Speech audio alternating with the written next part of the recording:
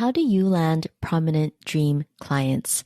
Today, we explore how this service-based business owner started an online copywriting agency 3 years ago and has worked with prominent names in the industry.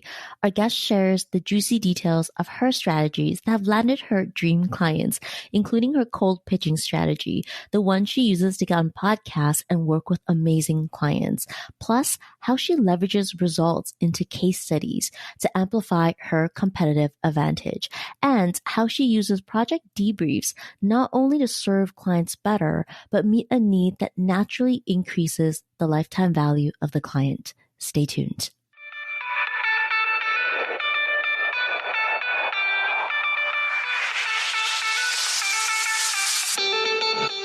Welcome to the Small But Mighty Agency podcast. If you're a creative consultant or agency owner who wants to know what the roller coaster ride really looks like to grow your business from one to many, you're in the right place. My guest and I pull back the curtains on the realities of growing and running agencies of different sizes and what it takes to build a team. And if you're anything like me, you want more than the highlight reel. You want to learn from the mistakes of others so that you can stop short of making the same mistakes. I'm your host, Audrey Joy Kwan. I spend my days as a coach and consultant to multiple 6- and 7-figure agency owners. For the last 7 years, I've been behind the scenes helping people grow, lead, and operate small but mighty agencies. Here at the Small But Mighty Agency podcast, we'll uncover what works and, equally as important, what didn't work to get these business owners to where they are today. Hey, it's Audrey, and welcome to the Small But Mighty Agency podcast. Today, we have Amisha, the owner of Copy Crew, with us. Her business provides conversion copywriting services. I'll turn it over to her to tell you a little bit more. Hey, thanks for having me. So I started my copywriting business in 2018. And funnily enough, I was doing it before I called myself a copywriter. Like I had friends like peers who were business coaches who would send me their stuff. This was like in 2016. And I was kind of like, transitioning between being a coach and kind of being a service provider.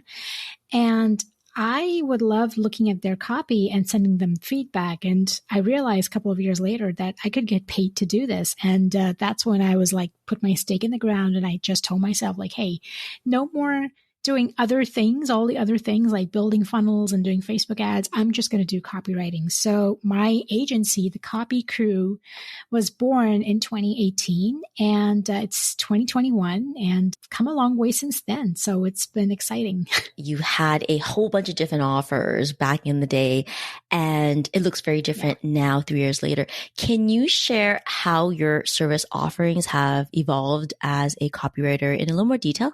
Sure. So I started off by offering one-off things really in 2018 because I didn't really have clue of what I was doing. And that's kind of like most businesses, right? You start off offering like one thing and it just kind of grows from there. So my claim to fame was writing sales pages, sales copy for digital courses and online entrepreneurs. And I'm still very much part of that space. But that was the only thing I offered. Like I would just write sales pages. I did not have anything. But coming close to around 2020, like last year, was when I first had that realization that I just can't do this one-off thing anymore. And if I'm calling myself a business, I need to diversify my offerings. Like it's great they're coming for one thing, but then they're leaving, right? There's like, it's a short service and I needed to do something more. So I thought about the idea of offering packages. And I offered multiple packages. I have at least 3 now. Like I kind of like tweaked and tested some of this. And now I'm proud to say that I have 3 packages that I'm really proud of. And what that looks like is it's not just a sales page. There is a launch copy package. And then there are a couple of variations within that one launch copy package. There is a smaller one and then there's a more premium one. And then there is what I call I still have the sales page service, but it's kind of like more beefed up in terms of value and what you're getting. And last but not the least, I have a service that's more of a consultation. It's a sales page auditing service. So it's a productized service. I get prepaid. I don't really talk to the customer when they're setting this up. They go to my website, they pay in advance, answer questions on the intake form. I get all that. And within a week, they have their deliverable with them. And then we do have a follow-up call. So yeah, these are the 3 packages that are crystal clear and they're very solid. You did the work of figuring out how to extend the life cycle of your clients by offering packages versus one-off projects. And that's essential to growing a business. Let's dive into your packages.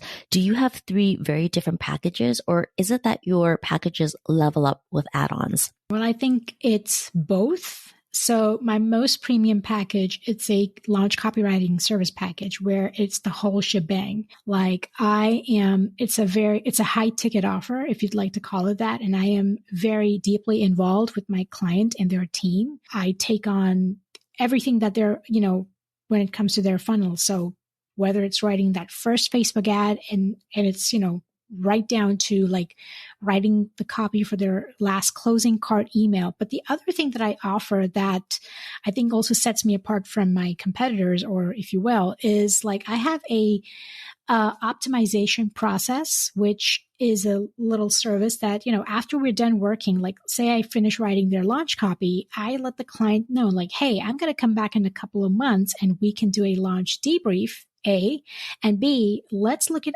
opportunities where we can optimize your launch. So if you're relaunching, these are the things that we can tweak because we've already learned these lessons. And they find that so valuable. Like, hey, it's not just like she wrote the copy and she ran, basically, like, it's done and I never see her again. But she comes back, I check in with them in a couple of months and I optimize the funnel and I tell them this is what you can do to improve it. And then, I'm there with them kind of when they relaunch it just to see if those suggestions kind of pan out, so to speak. So I want to talk about the launch debrief for a second. I think that the launch debrief is so smart because it provides value to the client, because what you're saying is I'm going to come back and make sure it's optimized. And then on the other side, it allows for a conversation for additional retained work. And so I want to plug into how you came up with the idea of providing a launch debrief. I don't know. I wouldn't say I don't know.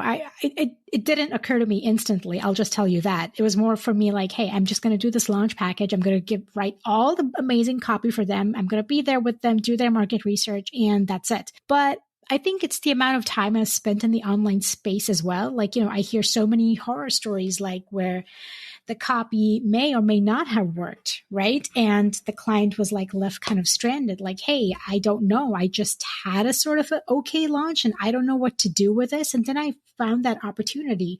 It may not even be with me as their copywriter. It could be someone else who worked on that launch.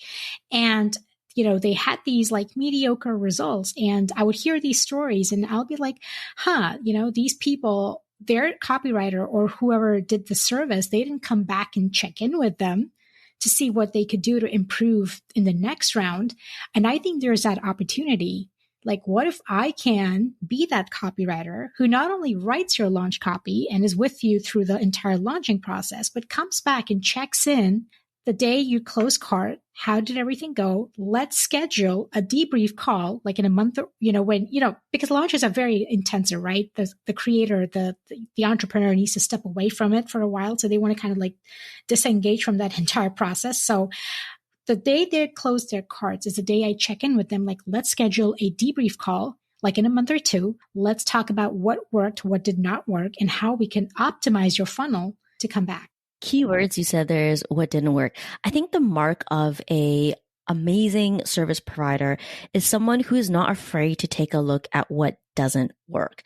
And I think that's where a ton of opportunity lives. Yeah. And, I've had a couple of clients when I started offering this, they came back like, wow, you'll do that? That's amazing. And then, I would get a email like, that is so thorough. Like, you're one of the most thorough service providers out there. Like, you knew that I had a cart close on this day. You came back, you checked in with me, and you're willing to kind of go through the entire thing, what worked, what didn't work. And I'm willing to also be that person, that service provider, like, hey, not everything I write may have worked. I'm okay owning that. Like, let's look at what did not work and what I can do to improve, right? Because I don't know everything. I don't have all the answers, and nor does the client. It's kind of like one of those things. And I think it's a thing that we use in marketing and the funnel building online world. Like, always be testing. We don't know. We can always just try. So you mentioned that you started copywriting services in 2018. What were you doing before then? Oh my gosh. Well, I started in the online space in 2016. And like I said, I was not a copywriter. I had no idea what I was doing. Before I started in the digital world, digital space to make a buck, so to speak, I had another business. And I wouldn't say that it was an online business, but it was not a local brick and mortar store either. It was more of an international business where I would export American food products and travel to these exotic locations and participate in trade shows.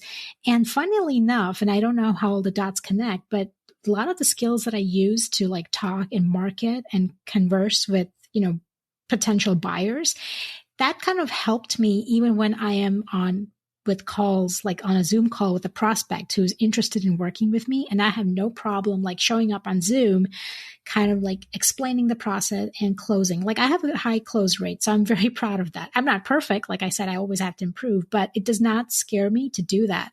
But yeah, that's how I started. I had that exporting business. I started that in 2008. 2016, I gave birth to my little girl. And at that time, I was kind of like wiped out with all the traveling and the overseas. And I knew that I had to cut out. And to be very honest with you, I was missing the creative nudge that I kind of thought that the online space would have for me. Like I always had one eye in the digital world, like what's going on and can I be a part of this? And like, I don't want to like do what I'm doing. And so 2016, I ventured in the online area and I looked at what else I could do with what I knew. And I kind of stumbled and a lot of trial and error. I thought I could do business coaching or do group coaching and like kind of teach people how to market in Facebook groups. But honestly, none of those things really lit me up. So it was a lot of trial and error. And then I finally found my calling or whatever, like, hey, I have a way with words, spoken or written. I can do this. Let's just give this a shot. And it's kind of stuck since then. So that's the beauty of the online world, is that anyone can enter it and anyone can offer a service. And it sounds like that's what you did in 2016. It was exploration in 2016 in terms of where your giftings really were in the online world. And then you found copywriting, and it's been a number of years now since you've been doing this. And that leads me to ask, in 2018, when you started copywriting, you most likely were pricing what you were doing very different than what it looks now. Can you walk us through like what your pricing looked like in 2018? And let's talk about the evolution of that. Oh my gosh, like vulnerable moment here. So when I started offering sales pages in 2018, I think, the price for a sales page at the time was like $1,000. $1,000 and I'll write your copy. That was my thing. And 2019, I kind of went a little higher. I started offering it for $2,500. But see, that was the problem. I was selling it as just one thing, like, hey, I'll write your sales page copy for $2,500. There was no sexiness attached to it. There was no value. Like what else? Like, I didn't know any of that stuff, like until I joined a copywriting incubator, so to speak, where I learned all this. And then 2020 and up to this point, now I have a sales page package. Like it's a package. It's not, hey, here's your sales page in a Google Doc. The package is, I'll do your market research. So there is market research deliverables. And the thing is, my clients love it when I do this because they may have this in place, but they don't do it on a consistent basis, like talk to their clients and customers and interview them. So if someone comes in and tells them that, hey, I'll do this for you, they love it. I've never had pushback. So the sales page package is like, there'll be market research, there'll be copy, there'll be professional editing, there'll be a wireframe so they know what it looks like. So all of that sounds really sexy. They're like, now that's a package. And that is priced at $5,000. There's a phenomenon in the online space where you have a lot of people talking about raising rates. Don't get me wrong. I'm all for increasing your prices to match value. Value is sexy. How did you decide to approach your pricing? Again, there was a little bit of trial and error there. So, and of course, it's understanding your customers. So the specific niche that I'm in, I write launch copy. And I know what goes into a launch copy, like how much of copy is required. Like, what are the deliverables? There's obviously more than a sales page. There's a landing page. There's a thank you page. There's tons of emails and there's Facebook ad copy. So knowing what they needed, I knew my customer journey very well. What was that journey that looked like for them? Like how much of copy they need in a typical launch funnel. So I had that listed. And then I knew in order to do my best work, what do I need to write that copy was obviously market research, which is a non-negotiable for me. And I always educate my clients like, I need to do my research because if I have to understand your niche, then I need to understand what it is. So that's that. Then I have to research their product. So I let them know that the market research is not just your market. It's also understanding your product. So I do take the time to kind of like go through the digital course. I have gone through a lot of digital courses this way. And I'm like, I know too much already now. So there's that. And, there's then obviously the need for optimization that I noticed that is kind of like missing in our space. Like, you write the copy and you're gone, but there is so much that you can learn from the lessons that the launch, the launch lessons and kind of like use those and kind of give your clients that valuable deliverable. This is where we went wrong. This is what we should fix. And this is what you could test. So, they have that. So yeah, it's really understanding the customer journey. Adding all these different layers into your packages takes time. It takes manpower. It takes service delivery. And I'm sure that, as you take on more clients, there's less time to do all the things. Can you share and tell us a bit more about how you're growing your team to accommodate the packages that you have now and also the growth of your business? Yeah, sure. So you're right. I can't do it all anymore. It's a lot. It's very intensive, time consuming. I have someone who comes in to do the market research for me. I don't do the market research anymore. So that's a huge thing off my plate because in my world, market research is the bulk of the copywriting process. If I can take that or delegate that to someone, that is great. So I have a copywriter who's a peer. She's amazing that I work with, and she's very well versed in asking the right questions. She's really great as an interviewer, and she's better than even me. And I always think like, hire people who are better than you, who can do things and take things off your plate. I have like no ego problems. She's an amazing copywriter in her own right. So she comes on board. She does my market research interviews. She puts together what the big idea of the campaign is. So I even know like, okay, what's unique about this campaign? I don't know. She's figured it out. So that makes my job very easy. And while she's doing all of that, the only thing I need to do is show up for my client, because that's where I hold that space sacred between the client and me. I get on the phone, on Zoom call with my client and kind of like understand who they are as people, while my market research is already getting done. So I don't have to worry about collecting that data. And then both these things come together. I still do all of the writing in my business. Like I haven't got junior copywriters on my team or anything. I have a designer who's a subcontractor. She designs the funnel. Typically our clients are also like, they're time starved. So they're like, hey, if you do design, can you do design for me? Like, yeah, sure. We work on Kajabi. We've worked on ClickFunnels. So we are aware of these different platforms. My designer is definitely, and she's a subcontractor. She comes in and does the design. We have a market research person. I write the copy, and I do have a VA who keeps everybody sane, so to speak. Did you know that I have a free team growth roadmap? Imagine if you didn't spend all day, every day in the weeds of running your business. That can mean more flexibility, more freedom, less overwhelm. I created the team growth roadmap to help my clients gain direction on the strategic systems and leadership actions for a streamlined business and a self-managing team to grow your business. Inside the roadmap, I share my compass method, an acronym for each step of the roadmap to get you out of the weeds of running your business and help you have a small but mighty team that gives you more freedom and flexibility. You can get all the details over at audreyjoykwan.com. That's AudreyJoykwan.com, or click the link in the show notes right there in your podcast app. Back to the show. When we increase the value of our services and solve more of our clients' problems, the type of clients we serve changes over time.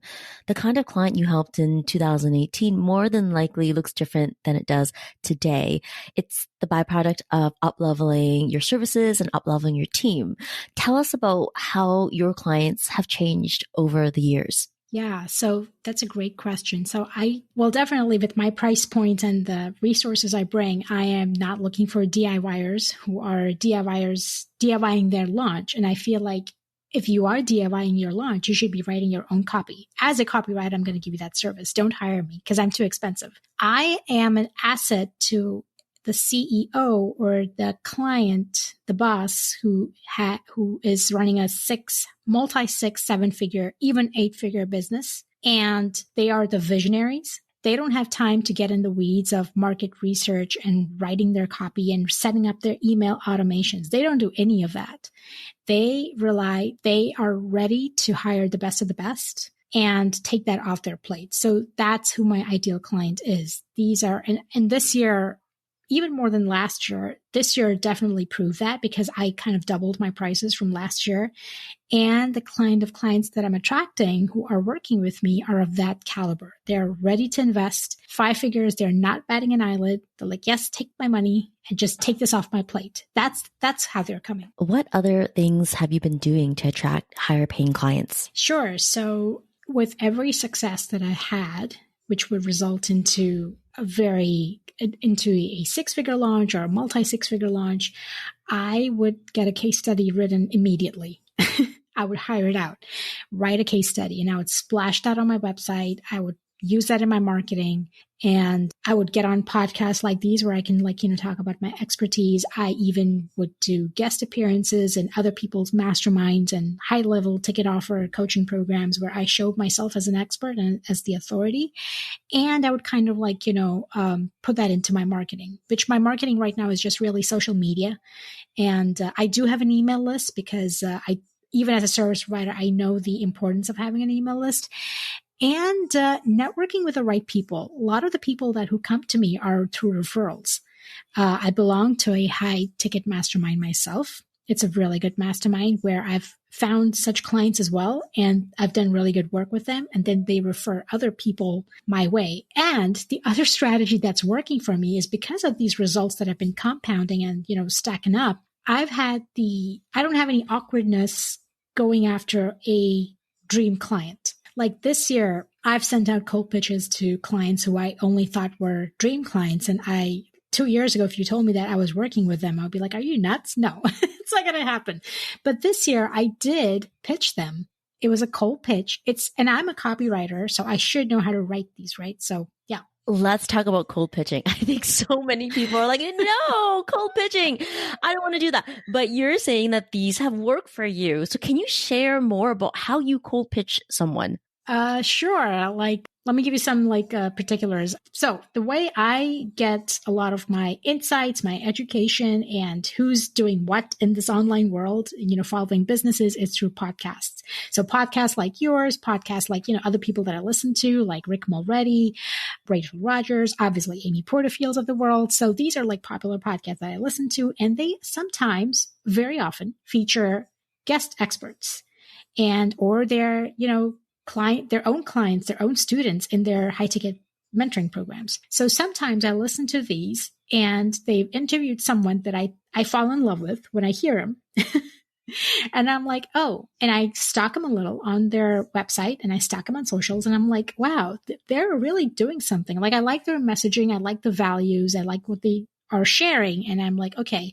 And if I like them, then I will stalk and kind of dig a little bit more about them. And then comes the pitch. So it's not like, hey, I want to work with you, whatever, because I think you're, I saw your website and this is what you're doing wrong. That's totally the wrong way to do it.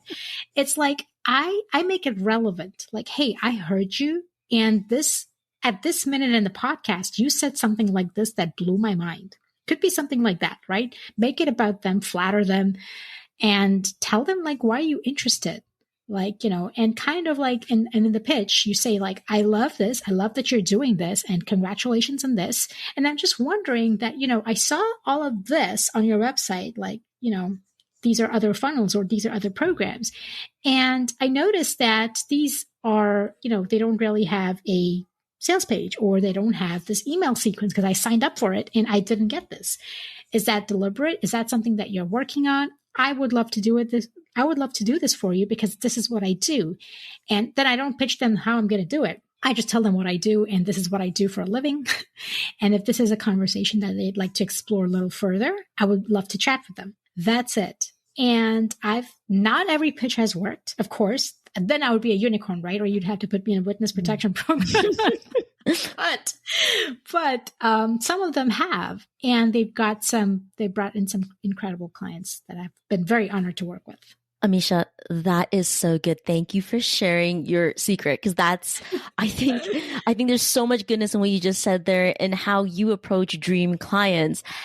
And it's not you sent out a random email to them asking, hey, do you need help? Because no one wants to reply to those. Okay. But you've really outlined a process that shows how you build intentional relationships in cold outreaches. And it starts by you exploring the things that you love. For example, you're listening to a podcast that you love, you hear someone on there, and then, you start I think you called it stalking, stalking, yeah. But I call it research, right? To see if there's like a character fit, a value fit, and also if there's something going on that does require your help. I think there's so much goodness in that. I think there's such a big takeaway for people listening to that and how they could connect with people who they really want to work with. There's a couple of things that you've mentioned in terms of your marketing that you're currently doing right now. Cold outreach being one of them that we just talked about. It sounds like you're fully organic right now. So that means that you're not doing any paid ads or anything, that really your focus is about building relationships. Yes, it totally is. The referrals I get, the cold pitches I get, it's all referral based right now. And I know there's so many stories like, hey, this is not going to last. It doesn't work. But I think the more you show up, the more you kind of like are intentionally building those relationships and putting yourself out there. It's, Yeah, I think in our online world, there is like an attitude about a business based on referrals. And oftentimes, it's like you said, there's the attitude of, oh, well, referrals aren't sustainable.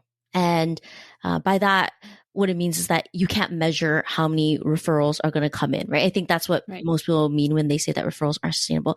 I've got to say that I think a business that is built on referrals means that a business does great work. So when I hear that a business has a marketing strategy that emphasizes referrals and is keen on making sure that the referral is strong, it gets me excited because it means that that business is doing something great. They're doing something right. So in your experience and in your business, I should say, how are you nurturing referrals? That's great. I currently get leads from a couple of places. So here's how I look at it. Like, yes, you can tap into your own copywriting community. Like, hey, do you have overflow going on? Can I take some off your work? And then, do you have a referral fee that I need to pay you? So I'm very upfront and I do ask these things.